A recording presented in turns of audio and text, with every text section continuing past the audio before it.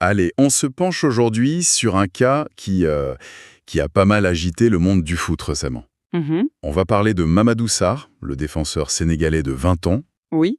parce que la nouvelle est tombée et elle est assez énorme. Après son retour de près de Strasbourg, Chelsea vient de l'inscrire sur sa liste pour la Ligue des Champions. Oui, pour la phase à élimination directe. Ce qui n'est pas rien. Ah non, c'est un signal très fort. C'est exactement ça. Et c'est le point de départ d'un article vraiment passionnant de Mamadou Diop qui va nous servir de base. D'accord. Pour lui, ce n'est pas juste un transfert, quoi. Il qualifie ça de pari. Un pari immense, à la fois pour le joueur, bien sûr, mais aussi pour le club. Un pari. D'accord. Et c'est justement ça qu'on va essayer de décortiquer ensemble. On va explorer les 3 facettes de ce retour. C'est ça. D'abord, l'opportunité, qui est juste colossale. Ensuite, les risques, parce qu'il y en a, et l'article est très clair là-dessus. Et ils sont bien réels. Et enfin, le point qui change tout, le timing, avec la Coupe du Monde 2026 qui arrive à une vitesse folle. Tout à fait. Bon, alors, si on commence par le côté positif, l'opportunité. Mhm. Son retour à Londres, ce n'est pas celui d'un jeune qui rentre au Versailles. Ah non, pas du tout. Le gars, il ne revient pas par la petite porte. Il arrive avec un statut, mais complètement transformé. C'est ça. Et c'est le premier point clé de l'article, en fait. Ce qui est fascinant, c'est que son statut n'a pas changé grâce à ses matchs à Strasbourg. Non pas seulement, en tout cas. C'est presque extérieur à son prêt. Ça vient de 2 choses. La Coupe du Monde des clubs, qu'il a gagnée avec Chelsea, En début de saison, oui. et surtout, bien sûr, la Coupe d'Afrique des Nations qu'il vient de remporter avec le Sénégal. C'est sa victoire à la CAN qui a tout changé. Exactement. C'est son succès avec les Lions de la Teranga qui a, en quelque sorte, forcé la main de Chelsea. Et l'article insiste beaucoup là-dessus.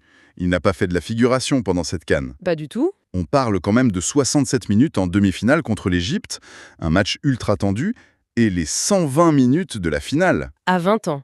Vivre ça vous change un homme, ça vous change un joueur. L'auteur utilise les mots endurcis et plus d'assurance. Bah oui, il ne revient pas en tant que jeune promesse. Non? Il revient en tant que champion d'Afrique. Point. Ça change la donne. Ça change tout. Il passe de jeune prometteur à jeune patron potentiel. Et il y a un autre facteur, peut-être le plus important. Le coach? L'article est formel, son retour a été ardemment souhaité par le nouveau coach, Liam Rosenior. Qui le connaît très bien. C'est l'homme qui l'a dirigé à Strasbourg qui lui a donné le brassard. Donc ce n'est pas une décision du club, c'est un choix personnel du coach. Il arrive avec un allié majeur, donc. Un allié de poids qui le connaît par cœur. Attends, mais si on résume, un jeune qui explose au niveau international, qui est rappelé par le coach qui l'a lancé, et qui est mis tout de suite sur la liste de la C1. Sur le papier, c'est le scénario de rêve, non? Alors pourquoi l'article de Mamadou Diop parle d'un pari risqué? Ça paraît contradictoire. Ça paraît contradictoire, mais c'est là que l'analyse devient intéressante. Qu'est-ce qui cloche? Ce qui cloche, c'est le club lui-même, Chelsea. L'article nous met en garde contre cette vision un peu trop belle. Un pari, par définition, on peut le perdre. Et Chelsea en a perdu des paris. Oh que oui. La liste des paris perdus par Chelsea avec de jeunes talents, elle est vertigineuse. Ah oui, là on entre dans le dur. Et l'auteur, il ne prend pas de gants, hein. Il dresse une liste qui fait vraiment froid dans le dos. Des noms, hein. De jeunes talents prometteurs qui ne deviennent plus que l'ombre d'eux-mêmes une fois à Londres. Il cite Mudryk, Disasi, Joao Félix. Badiachil. Badiachil, le contingent de joueurs qui ont, et je cite, chaviré à Stamford Bridge est juste énorme. Le stade est presque décrit comme un cimetière des espoirs. C'est dur. C'est une critique très dure de l'écosystème du club. Et le pire, c'est qu'on sent bien que Sarr, lui, il n'aura pas le temps de s'acclimater. Non. L'article lui dit clairement, on ne lui fera pas de cadeau. Être sur la liste de la Ligue des Champions, ça veut dire qu'on attend de lui qu'il soit prêt maintenant. Demain, pas dans 6 mois. Il est, et l'expression est très forte, condamné à être performant. C'est ça. Pas de période de grâce. Et la performance, elle n'est pas que technique. Il y a le défi physique. Colossal. La première ligue, ce n'est pas la Ligue 1. L'article parle de duels répétitifs au sol et dans les airs. Et d'un arbitrage différent. De fautes qui ne seront pas toujours sifflées. C'est beaucoup plus intense, beaucoup plus rugueux. Il va devoir s'adapter à une vitesse folle. Donc en gros, pression mentale immense, concurrence énorme et une adaptation physique à faire en un temps record. Exactement. Et c'est là que le calendrier devient un véritable poison. C'est ça. Parce qu'il doit faire tout ça dans une course contre la montre avec la Coupe du Monde juste au bout. C'est le cœur du dilemme. Et l'article le pose de manière très crue. La situation est simple. Très simple. En restant à Strasbourg, il était capitaine, titulaire indiscutable. C'était une autoroute vers le mondial. Voilà, la préparation idéale. Il enchaîne les matchs, la confiance, le rythme. Et à Chelsea. C'est un saut dans l'inconnu. Il doit se battre pour chaque minute contre des internationaux confirmés. Le risque de passer 4 mois sur le banc est énorme. L'article cite Kader Mangane, le coordinateur sportif de Strasbourg, et sa réaction est intéressante. Oui, il est assez optimiste. Il admet que le timing est difficile à juger, il ne nie pas le problème, mais il dit les bons joueurs sont prêts à jouer. C'est la philosophie du très haut niveau. Mais est-ce que c'est suffisant quand on connaît l'histoire récente de Chelsea? Pas sûr. Surtout que ça le dépasse, lui. Ça a des conséquences pour le Sénégal. Ah bah oui, pour la sélection, c'est préoccupant.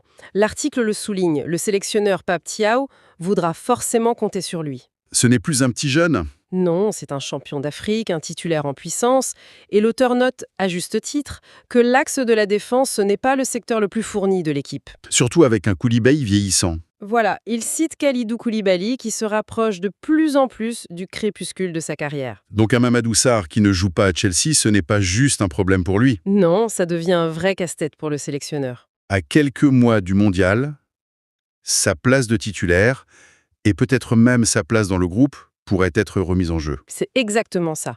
Et c'est ce qui amène l'auteur à poser une question finale presque brutale, Qui résume tout. qui résume tout le dilemme.